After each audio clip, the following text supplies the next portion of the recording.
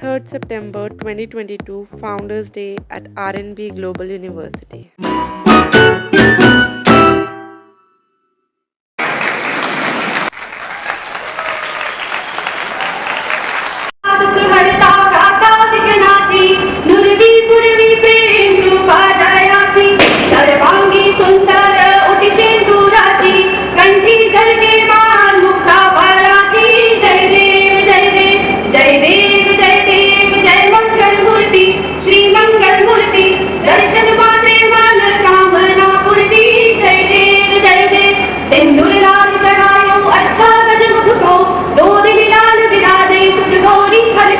हाथ लिए गुड़ लड्डू साई सुरवर को महिमा कही न जाए लागत पद को जय देव जय देव जय देव जय देव जय मंगल मूर्ति श्री मंगल मूर्ति दर्शन मात्रे मन कामना पूर्ति जय देव जय देव। ब्रह्माच्युत Shankar प्रभृतिः। The great Nelson Mandela once said, "Remember to celebrate the milestone as you prepare for the road ahead." And with Best University in Rural India 2018 award by Estrogen and Best Education Brand 2017 award by the Economic Times in its hand, RNB Global University has achieved the milestones by delivering more than expected. It is extremely a matter of honor and gratification that a university has reached great heights, and due to its persistence in labor for seeking and adopting innovative methods to improve the quality of higher education, thus establishing itself one of the leading private educational institutions in England.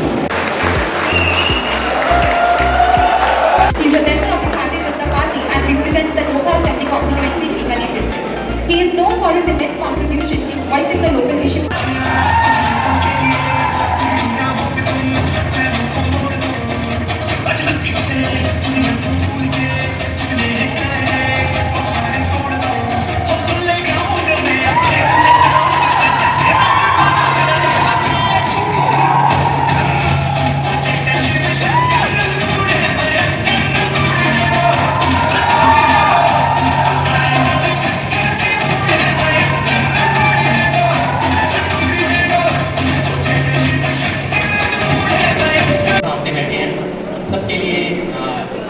एक शेर आप सबके लिए पढ़ना चाहूँगा। नभस नभस में बिखरना कमाल होता है, नभस नभस में बिखरना कमाल होता है, नज़र नज़र में उतरना कमाल होता है, बुलंदियों पे पहुँचना कोई कमाल नहीं, बुलंदियों पे ठहरना कमाल होता है। बहुत बहुत शुक्रिया। Next we have Pratima Shaurya, बिना खेत के खेती।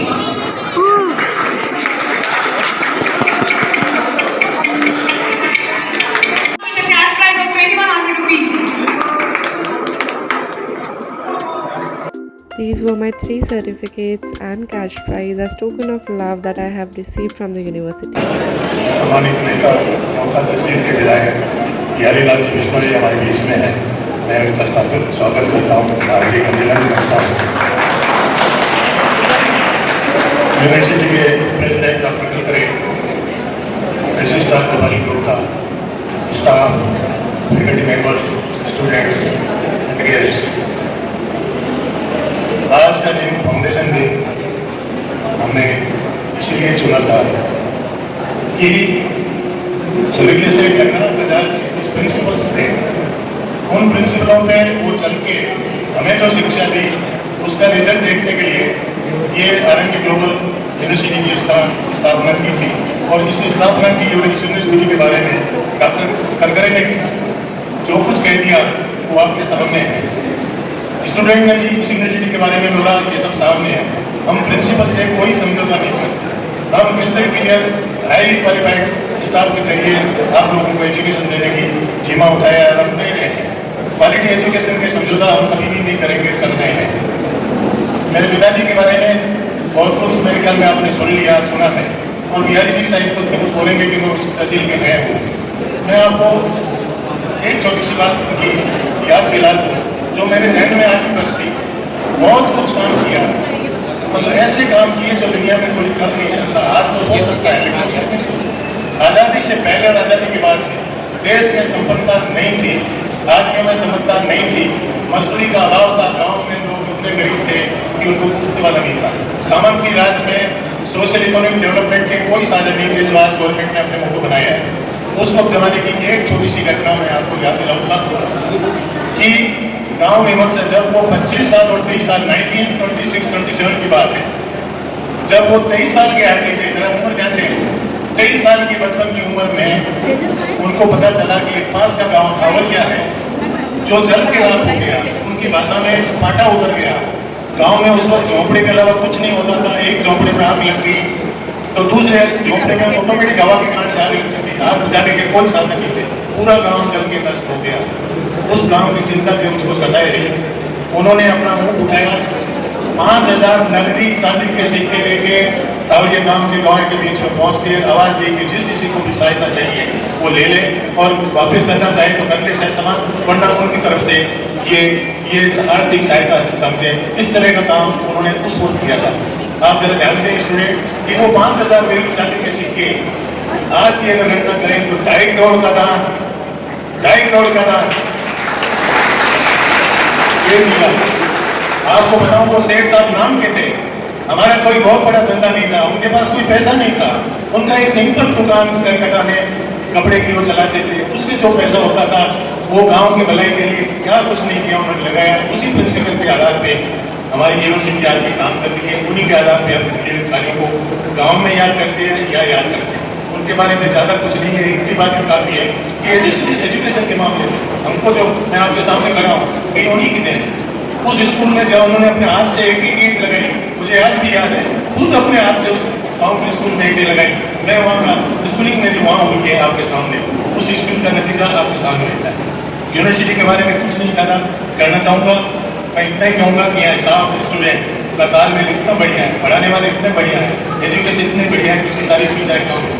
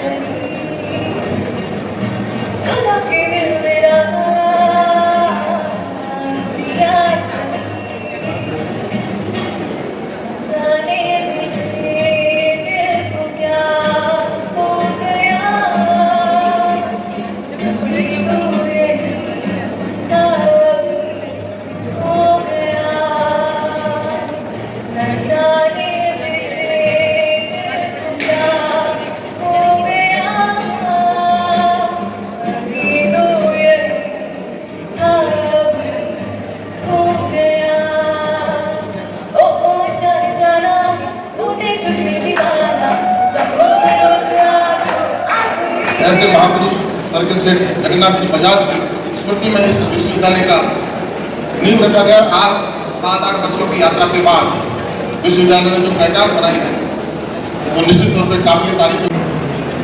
प्रतिभा ही नाम था उसका शायद, जो यहाँ स्टेज पे आई और बिना जमीन की खेती कैसे होती है वो सिखाते हैं। और मेरे साथ में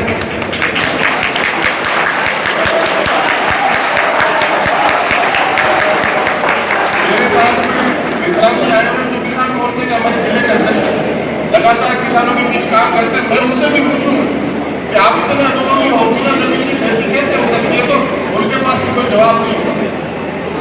लेकिन छोटी सी बहन आई, उसने कहा बिना जमीन की खेती हो सकती है। और जिस हिंदुस्तान में जो 125-150 करोड़ की आबादी जिस हिंदुस्तान की हो गई हो, और जब लैंड होल्डिंग 3 लाख छोटी होती जा रही हो, जहाँ कृषि की जोत को छोटी होती जा रही है, जिससे परिवार बढ़ेगा, जमीन नहीं बढ़ेगी। तो हमें ऐसी तकनीक के साथ खेती करना सीखना पड़ेगा। और वो छोटी सी बेटी ने इस विश्वविद्यालय में सीखा, जब बिना जमीन के वर्टिकली कमरे में भी, हॉल में भी मशरूम की खेती से करोड़ों रुपए कमा सकते हैं। तो ये संस्कार है इस विश्वविद्यालय में जो अपने छात्रों को देता है। करते सब आपको, विस्तार मैडम आपको और पूरे टीम को जो मेरे सामने बैठी है, इन सबको बहुत बहुत धन्यवाद, बहुत बहुत धन्यवाद। भारत माता की भारत माता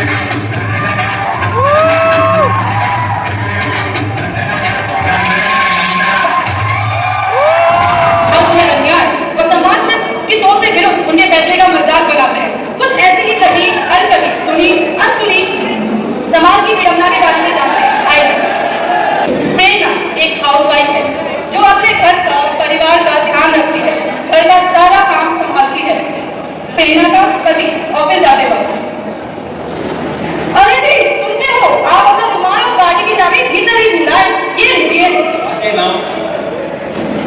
ये करके प्रेरणा अंदर चली जाती है। उस वक्त मोहल्ले के कुछ लोग, अरे प्रेरणा कितनी संस्कारी भूमि है, घर का सारा काम कितने अच्छे से करती है, कितनी जिम्मेदारी से घर संभालती है, घर के हर सदस्य का देखभाल भी पूरे मन से करती है। अरे मैंने तो सुना था कि ये शादी से पहले नौकरी करती थी, ऑफिस वगैरह जाया करती थी, पर घर की जिम्मेदारी समझते समझते नौकरी छोड़ के घर का काम संभालती है। हाँ तो बहन, तो वक्त के आगे काम बड़ो थोड़ी है, अपना फर्ज कर्तव्य निभा रही है। घर वालों का सोचना ध्यान रखना ही तो औरत को धर्म है। कहा दीदी, तुमने एकदम सही कहा, प्रेरणा एकदम सही अपना धर्म निभा रही है। ये थी और औरत की कहानी जो अपनी मर्जी से घर परिवार संभाल रही थी, तो समाज ने बहुत सराहा, बड़ी वाहवाही की। कहानी अब बात है जिसकी पत्नी की सरकारी नौकरी होती है और राजेश उस वक्त बाहर का काम करने से बेहतर घर का काम करना पसंद करता है। वो अपनी पुरानी नौकरी छोड़ घर का सारा काम माँ बाप का ध्यान रखता है और अपनी मर्जी और शौक के लिए ये सब तय करता है। एक दिन जब राजेश बाजार की ओर जा रहा होता है सब्जी लेने को, उस वक्त मोहल्ले के कुछ आदमी जो उनके देख रहे होते हैं।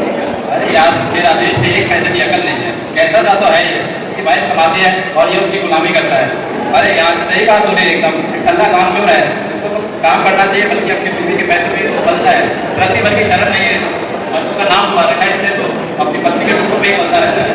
ये है हमारे समाज की धारणा, जो कुछ इस कदर है कि अगर एक आदमी अपनी मर्जी से घर की जिम्मेदारी उठाए तो लोग उसका मजाक बनाते हैं, निकल्ला, निकम्मा, नकारा, गैर जिम्मेदार, जोड़ों का गुलाम, ना जाने क्या क्या कह के बुलाते हैं। अब आपसे बताइए, क्या यही है समानता, यही है हमारी धारणा पुरुषों को लेकर? यह है एक विरोधाभास अपने समाज का। आइए अब देखते हैं इसे मेरी कहानी। जैसे हम सब सुनते आ रहे हैं कि जब भी किसी औरत के साथ अन्याय होता है, कुछ गलत होता है, तो हमारा समाज उनके आगे आता है, सहयोग करता है, मदद करता है। तो क्या अगर ऐसा ही कुछ किसी पुरुषों के साथ होता है तो क्या हमारा समाज उनके आगे आता है? कुछ ऐसी ही कहानी हम प्रस्तुत करने जा रहे हैं। चलिए देखते हैं। सोनिया जो एक कंपनी में काम करती है,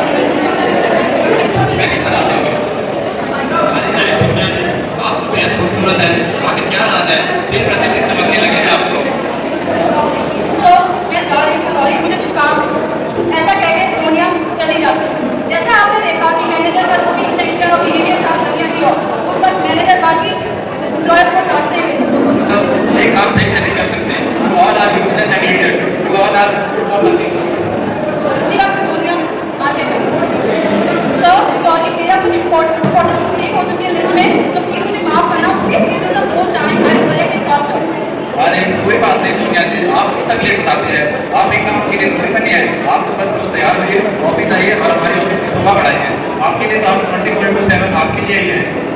ये सब सुन के सोनिया बड़ी निराश हो जाती है और वो इस चीज की शिकायत करने और रिजाइन करने के लिए बॉस की तरफ जाती है। तो मेरी जॉब छोड़ देगी, मैं और काम नहीं कर सकती।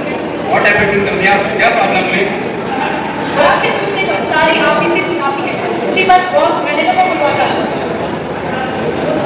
और उसके लिए पर उसको फटकारता है, उसे डांट लगाता है और आखिरकार सोनिया की साइड लेते हुए सोनिया की तरफदारी करते हुए मैनेजर को जॉब से निकाल देता है।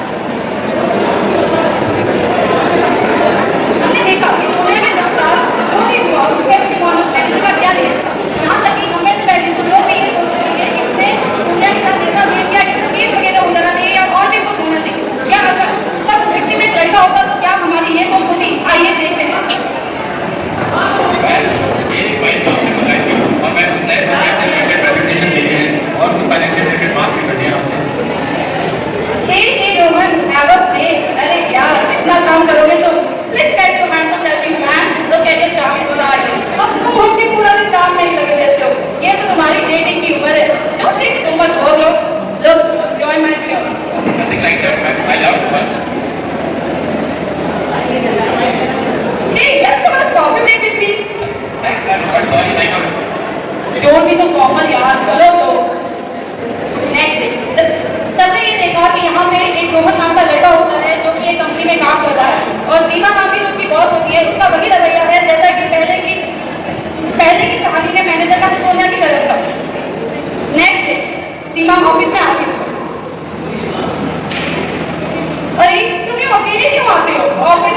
रोज मुझे बता दिया करो कहाँ से आते हो। Where do you live यार? I will pick you from your way. ऐसा कहते बॉस चली जाती है। इस घटना के बाद बहुत बड़ा परेशान हो जाता है। वो आपको नौकरी का रिजाइन करने का सोचता है, उसको यहाँ कंफर्टेबल एनवायरनमेंट नहीं मिल रहा होता है, उसको बहुत डिप्रेशन फील होता है। अब रोहन मैम की ओर आते हैं क्योंकि उसको अपनी नौकरी छोड़नी है। Ma'am, I want to resign the job because I am not finding a comfortable environment. Sorry, you can't. I will not at all allow you. You need to work there by your choice or by your force. Rohan बाकी अपने को colleagues के पास जाते हुए अपनी दास्तान सुनाते हुए कि किस तरह बॉस का बिहेवियर है उसकी और बॉस उसकी मर्जी से भी उसको जॉब नहीं छोड़ने देंगे। उस वक्त सारे लोगों का रिएक्शन उसकी बात सुनते। अरे यार हमें भी मुझे मजाक करने के लिए इतना भी सुंदर नहीं लगता। काफी सलमान खान को हमारी बॉस से पीछे पागल हो जाएगी। अभी बकवास किया जा रहा है पाने के लिए। रोहन नौकरी पे आना बंद कर देता है और अपने कुछ दोस्तों को ये बात बताता है। उस वक्त उनके दोस्तों का भी कुछ ऐसा ही रिएक्शन होता है। पागल है या हमें पागल समझ रखा है? कुछ भी बिना सर पैर की बातें किए जा रहा है। हद ही हो गई। लेकिन रोहन इन सब चीजों के बाद बहुत डिप्रेस हो जाता है क्योंकि ना ही समाज उसकी सुनता है, ना ही परिवार, ना ही उसके दोस्त। तो उसके बाद वो इनफैक्ट सुसाइड करने तक की कोशिश करता है। जब सोनिया के साथ गलत हुआ वो गलत था, तब ये गलत क्यों हुआ? जो रोहन पे बीती वो गलत क्यों हुई? अगर सोनिया पे हुआ अन्याय था तो ये अन्याय क्यों नहीं? अगर उसमें हमारा समाज आगे था तो यहाँ समाज क्यों नहीं? उसमें अगर कदम बढ़े थे, हाथ बढ़ा था तो यहाँ क्यों? क्यों? आखिर क्यों?